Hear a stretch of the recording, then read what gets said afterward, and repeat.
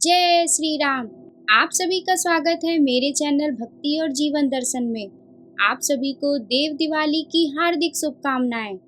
आइए मिलकर सुनते हैं देव दिवाली की पौराणिक कथा। एक समय की बात है, तारकासुर नाम का एक राक्षस था। उसके 3 पुत्र थे, तारकाक्ष, कमलाक्ष और विद्युन्माली।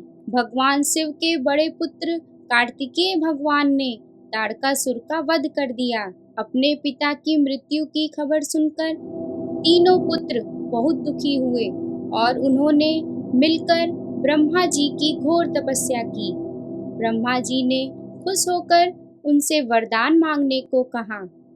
उन तीनों ने ब्रह्मा जी से अमर होने का वरदान मांगा, लेकिन ब्रह्मा जी ने उन्हें इनके अलावा कोई दूसरा वरदान मांगने को कहा।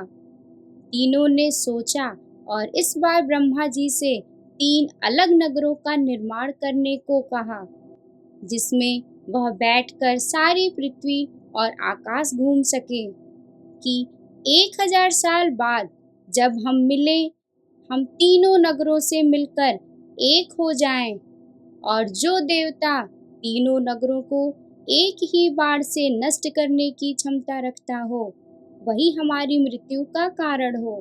तीनों वरदान पाकर बहुत खुश हुए।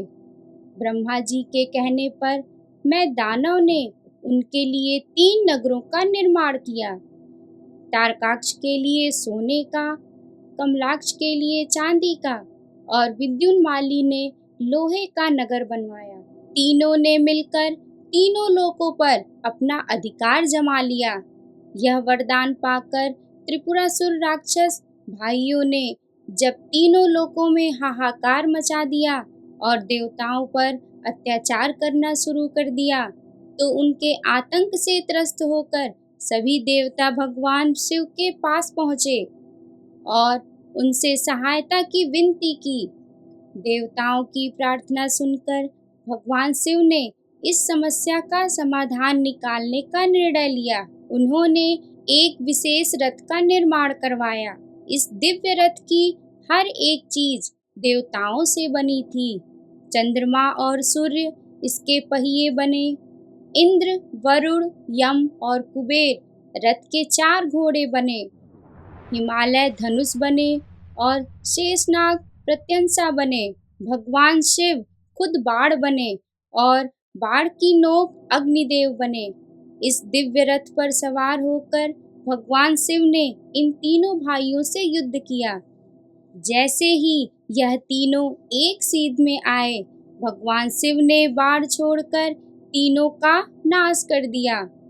यह वध कार्तिक मास की पूर्णिमा तिथि को हुआ था, इसलिए इस दिन को त्रिपुरी पूर्णिमा के नाम से भी जाना जाने लगा और इसी वध के बाद भगवान शिव को त्रिपुरारी कहा जाने लगा। इस दिन कार्तिक मास की पूर्णिमा तिथि थी।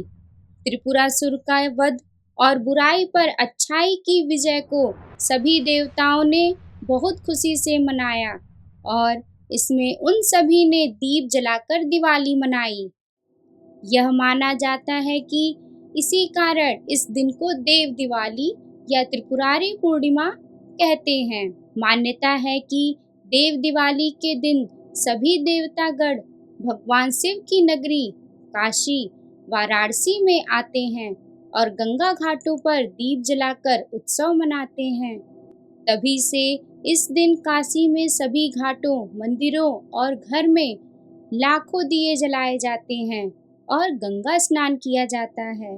दोस्तों, यह भी कहा जाता है कि भगवान विष्णु 4 मास के लिए योग निद्रा में जब लीन हो गए और फिर कार्तिक शुक्ल एकादशी को जागे, उनका विवाह तुलसी से हुआ और इसके बाद भगवान विष्णु के योग निद्रा से जागने पर प्रसन्न होकर सभी देवी देवताओं ने कार्तिक पूर्णिमा को लक्ष्मी नारायण की महा आरती की, दीप प्रज्वलित किए और खुशियां मनाई। इस साल देव दिवाली का त्योहार 5 नवंबर को मनाया जाएगा। आइए अब हम जानते हैं कुछ विशेष महत्वपूर्ण बातें। इस साल देव दिवाली का त्योहार 5 नवंबर को मनाया जाएगा। देव दिवाली पर दीपक जलाने चाहिए, वह भी विषम संख्या में, जैसे 5, 7, 11, 51 या 101। यह संख्या शुभ मानी जाती है।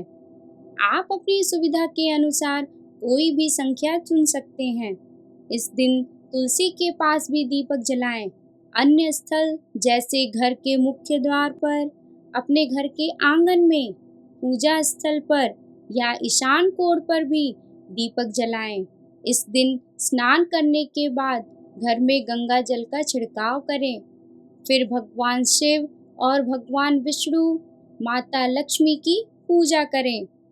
उनके सामने शुद्ध देसी घी का दीपक जलाएं।